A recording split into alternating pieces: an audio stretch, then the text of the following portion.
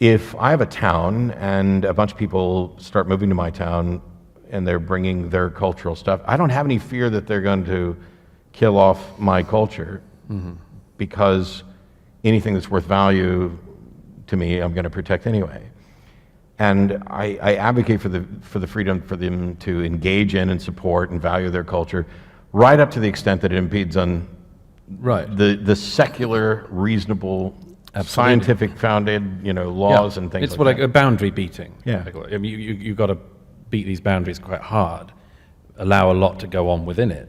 But yes, and once certain lines are crossed, you've got to take a stronger view on it. That, by the way, I mean, I hark on about it. It may not be of much interest, but this is why France obsesses me, because within 1 year, they had the massacre at Charlie Hebdo, most satirical, secular, atheist paper. They had the massacre of most of the staff of that magazine, and also a priest beheaded at the altar in Rouen as he was saying Mass. If that extremity of things can happen in a culture in quite a short space of time, that is the sort of thing that would return you to the fundamental questions. And as I say, one of the fundamental questions all the time is what we have the sort of natural default position of humankind, or is it a pretty unusual thing caused by quite unusual factors? And I, at any rate, take the second view, and therefore think that from the secular tradition and others, you've got to be aware of it, at the very least, to make sure you don't piss it away. I think one of the things that this is another difference from two sides of the pond, and we talked about this very briefly, is that people will contact me on the show and say, "Oh, you spend all your time talking about Christianity. That's all you talk about, Christianity. Why would you do that?" Because it's a call-in show, and that's what people are calling in about. First of all, it's also my background. Well, you don't talk to us about Islam at all. And I was like, well, actually, we have many, many times, and there are occasionally Muslim callers. There's one of them who I'm fairly sure I made cry, even though that wasn't my intent. But we address those things, and yet the thing that I keep trying to point out to people is that while I might agree that when it comes to religions worldwide, Islam might be the single most dangerous ideas and be the greatest risk worldwide, but that doesn't mean it's the greatest risk in the United States or in Texas or in Austin. Sure. And you've spoken a great deal about Islam, and I think that there are different things going on in the UK that we don't see here. I mean, Muslims in the United States, I mean, apart from the general fear that has been instilled in everybody, which I think is at least exaggerated for us, but I couldn't say that for everybody.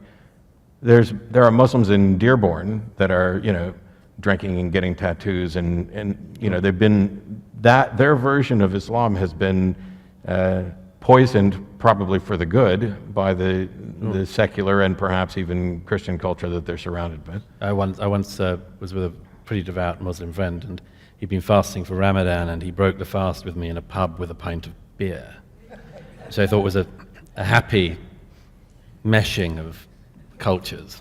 And so we see these changes, and granted, I don't know, and you're free to tell us what we don't know about how things are much more in conflict with regard to people trying to impose their version of Sharia law in conflict with UK laws. And there is some of that, and some of it's exaggerated, but a lot of it is real and is there. And I mean, I give the example of the de facto blasphemy law that now exists across Europe.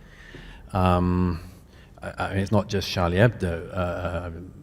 Quite a number of colleagues and friends have been shot at in recent years for blaspheming Islam, and that's in 21st century Europe, and it's something which I, at any rate, and a number of other people refuse to shut up about, because we think it's intolerable that should be the situation. And the oddity of that is that, if there were to be anyone who decided to kill Michael Palin tomorrow because of the life of Brian, strongly urge this is not something I think should happen. Yes. But if that were to happen, the whole culture, everything would turn on whoever did that. There would be no ifing and butting. There'd be no kind of, well, you've got to understand the offense he caused. We'd just be saying no. And that isn't the case with this other religion in this situation, partly because people are worried about allegations of bigotry, partly because they're worried that, it's kind of punching down, and one of the motifs of the time on this, and that you might be upsetting a beleaguered minority and so on. But a third of UK Muslims polled after the Charlie Hebdo attacks said that they had some sympathy with the attackers. A third. I happen to be gay, and I'm not delighted by some of the attitudes you can still hear from churches here about homosexuality, but in my own country, there was a poll in 2009 that found among British Muslims 0% thought that you should be tolerant towards homosexuality. And a poll taken 2 years ago found that the majority of British Muslims wanted being gay to be made illegal now. So that's the sort of thing where you just start to worry. Okay, we've seen this off from one direction. What if it comes in another? And what if it benefits and gains from the fact that people are basically not primed to deal with it anymore? There's a documentary on Netflix, because I watch tons of documentaries on Netflix, especially when I'm on the road, and it's called Welcome to Leith, and it is about a bunch of Nazis or neo-Nazis who moved to a town somewhere in, Wyoming, Montana, someplace, and essentially tried to take it over. Right. And it's really eye-opening because it makes you wonder, well, what would happen if they tried to do this in my town? Now, it would take a lot of them to take over, Austin or New York or whatever, but in a small town, if you had a massive group of people show up with a particularly dangerous ideology, such that they could actually take over the city council, that they would become the dominant voting bloc. Right.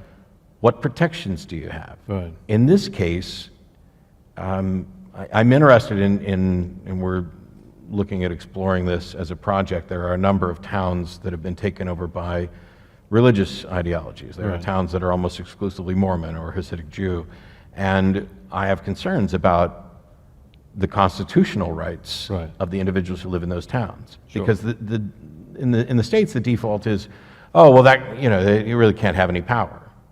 Because we've got the Constitution and it's there to protect us. And as a reminder, you can in fact run for office anywhere in the United States if you're an atheist. Please stop spreading around that thing of my state constitution says you must believe. Yes, that was all settled by the Supreme Court in the 50s and then fought a couple other times as well. But you can run for office. But we had to fight it in court just to show what the Constitution says.